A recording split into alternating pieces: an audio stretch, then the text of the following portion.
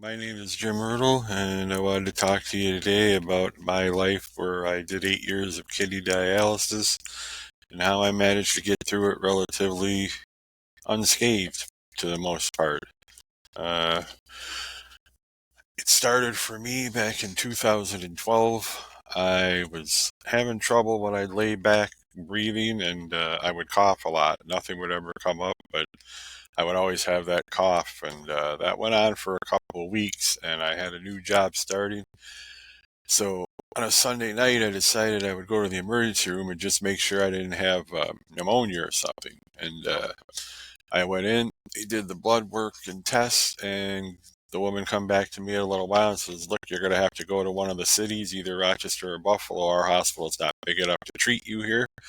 Your kidneys are shut down, and your blood pressure is like 230 over 110." So they took me by ambulance to Rochester, New York, to to Unity Hospital in Rochester, and started trying to figure out what was going on. And in the end, after quite a lot of testing and everything else, they decided that my kidneys were in complete failure. They thought they might turn back on, but unfortunately they didn't. And about 7 days later, I started kidney dialysis. I didn't have. Some people know that their kidneys are failing and they'll get a port put in their arm to get the treatments. But me, I had to start mine out with a port that went right into my chest. They put a tube in and it goes directly into your heart. That gives them access to your bloodstream, where they'll have two leads coming off it, and it sits in your chest. You got to be careful not to get that wet. If you get it wet or anything, the bandage immediately have to go and get it taken care of so you don't get any infections. And the kidney dialysis team will take care of that. They have to clean it a special way every so often, and it's no fun. That was actually the worst part of the whole time. I wore that for about 6 months, while after getting the surgery to put my fistula in my arm, where they can use the port naturally then in your own within your own body, but it has to develop. So it took about 6 months that I had that, and that was probably the worst part of the whole situation. But after that, you start going through, and when you first start out, obviously, I was very scared, as anybody else who will go through the treatment.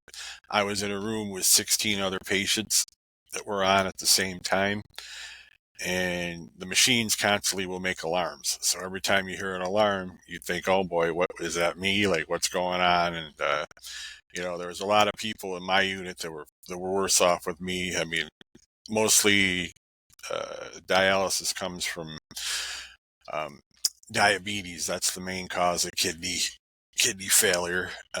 Mine was caused from high blood pressure untreated, where I had allergies and was young and dumb and always had an excuse for the warning signs of high blood pressure.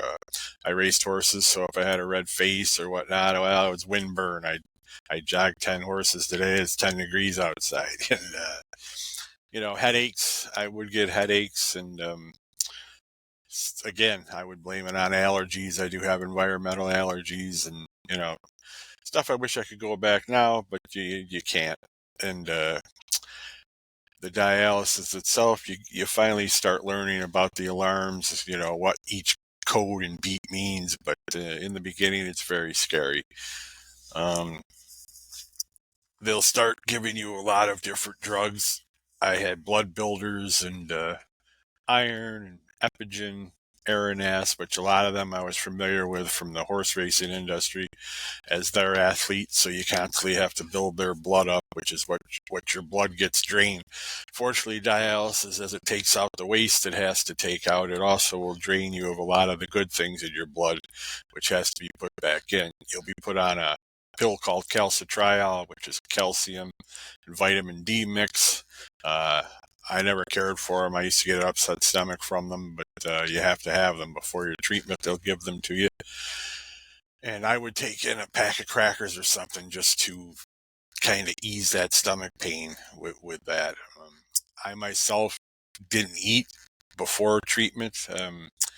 I think it's a little tougher on you a lot of times, but many people did in the unit. Some would come in and they would have food with them, and Of course, a lot of them were diabetics, so that's a different story.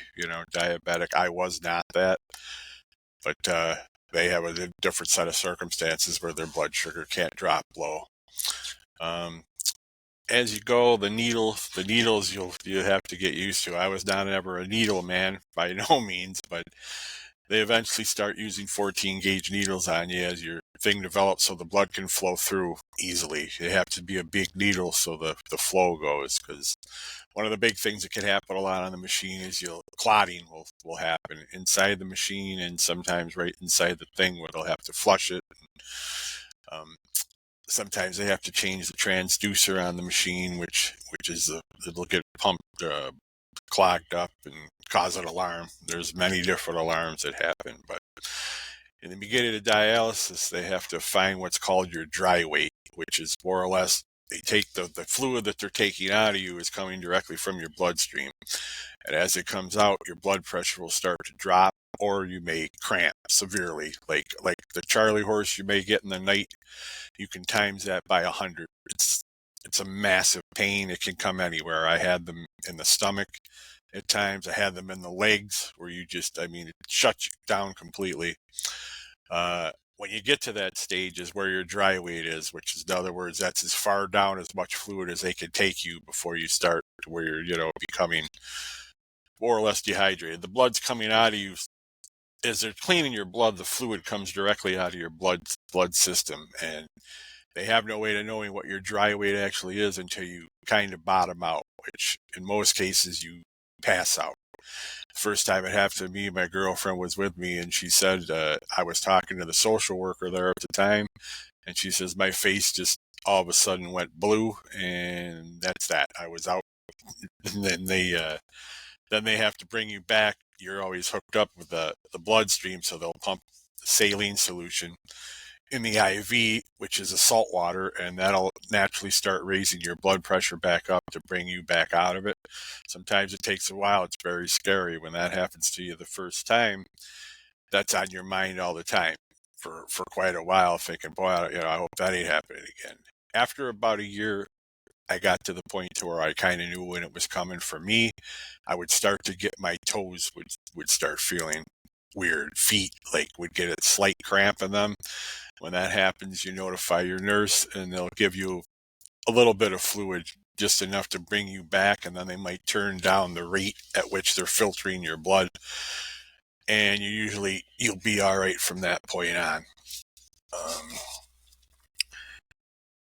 Let's see. After that, you will have some struggles as you go along through the process of dialysis. The main thing is salt. Salt is an enemy at that point. You don't want to have anything that will have fluid stay on you. Salt will keep fluid on you. Now, I was lucky enough, fortunately, that I still made urine throughout the whole process, and I was on for 8 years. Many people, after a year to 2 to 3 years, will stop urinating altogether. If that happens to you, now every bit of fluid that you take on, food-wise, drink-wise, is on you until the next treatment.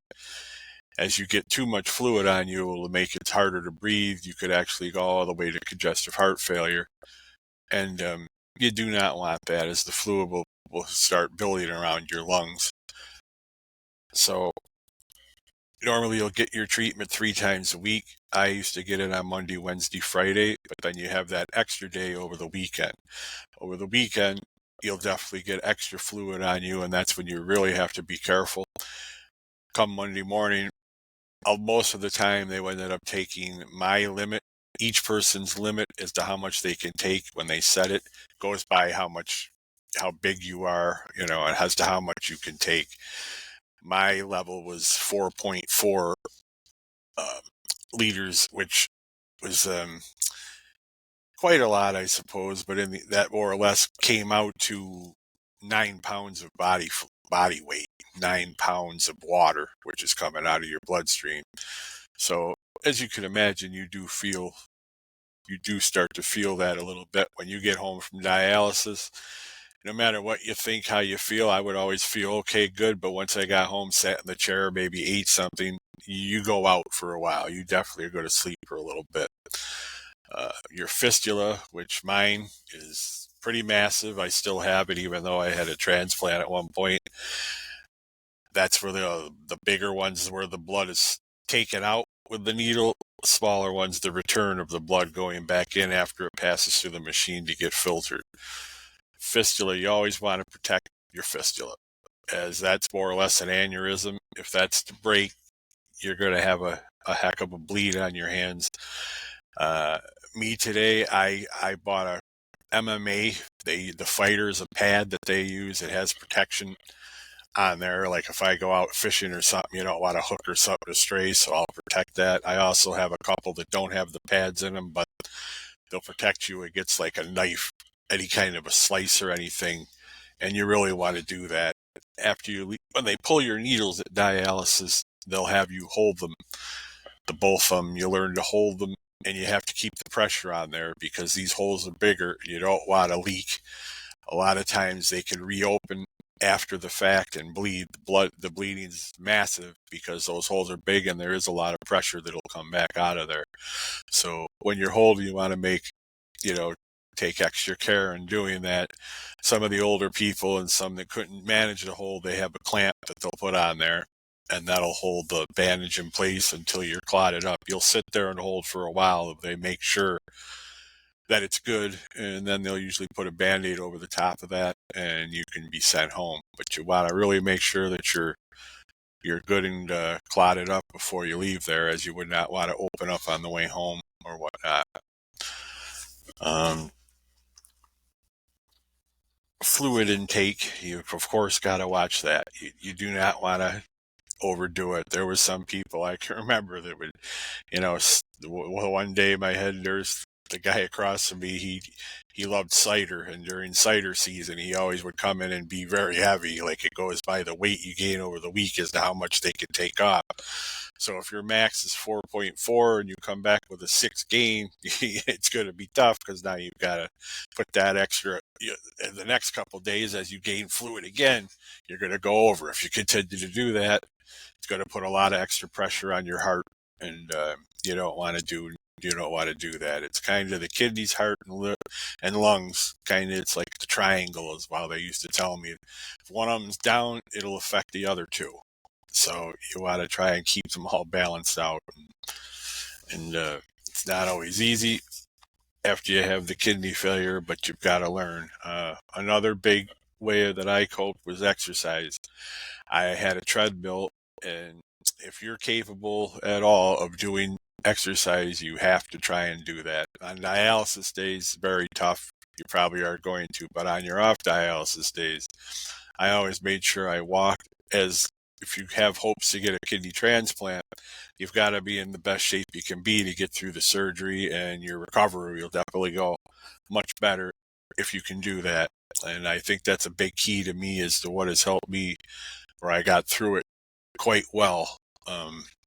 I had a DEXA scan done not too long back, and they said most of the dialysis patients, their DEXAs don't come back too good, as it takes the calcium out. It drains calcium quite a lot. It plays heck on your parathyroid glands, which controls a lot of the calcium flow in your body and all.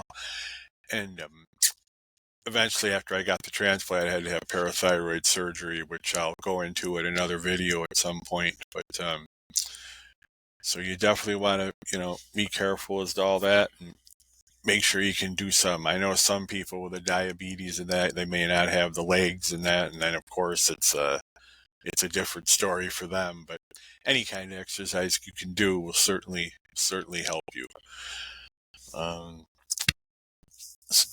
Pretty much after that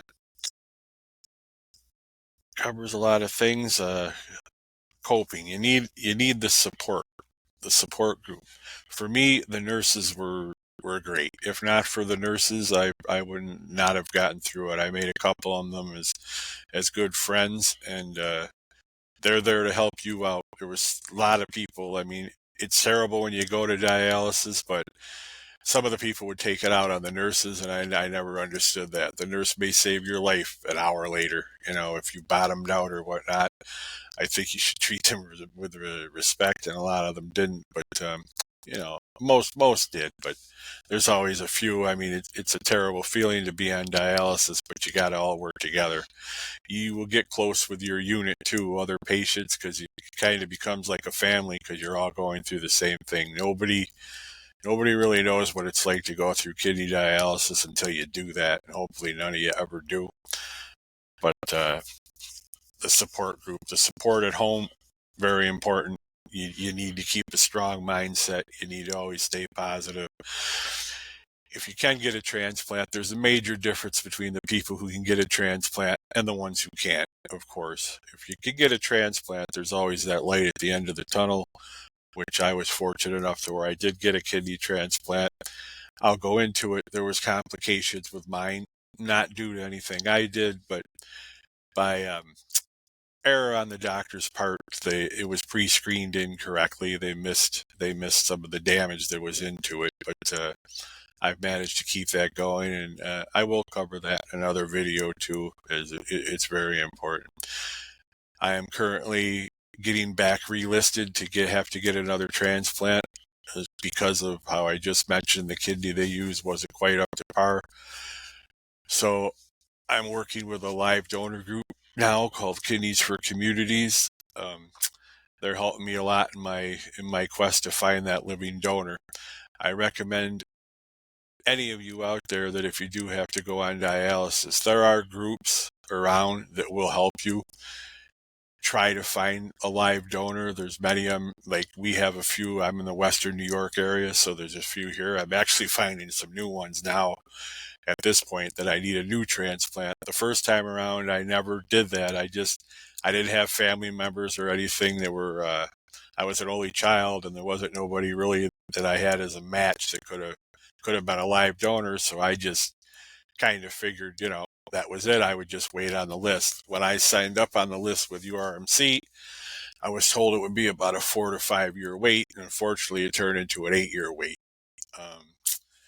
All hospitals are different. All areas are different. Waitlist times, you have to check into your hospital's area, your transplant center. They're all different. Hopefully you would have a faster one. ECMC in Buffalo, New York, which is where I'm going to re-register with now, their average wait time is more in the 2-year area, where URMC at Strong is now actually telling you 7 to 8. So basically that about covers most of it. I mean, if there's any questions, you could put them in the comments and I'd try to answer them for sure. I'm going to put my link to my live donor group down in the comments below, and that has my information and my profile page at Kidneys for Communities. That should just about cover it. I kind of did a brief thing on the dialysis, but you can get through it. I know it's a lonely feeling when you first got to go there, and believe me, it hit me all of a sudden, and you're in a whole new world, and but you can get through it. I mean, I have, and I think you can too. That's the keys. Just watch your fluid, watch your salt, and exercise will help you more than anything else, and find that support system. All right, thanks for listening. Hit the like and subscribe so I can try and get these videos out to more people. My main goal is to try and help people that may be going through what I have. I'm not a doctor, but I'm a patient, and I feel that sometimes the experience of that may be able to calm some people's nerves as to what they're going to face and whatnot. Okay, my name is Jim Ertl. You all have a good day. Thanks a lot.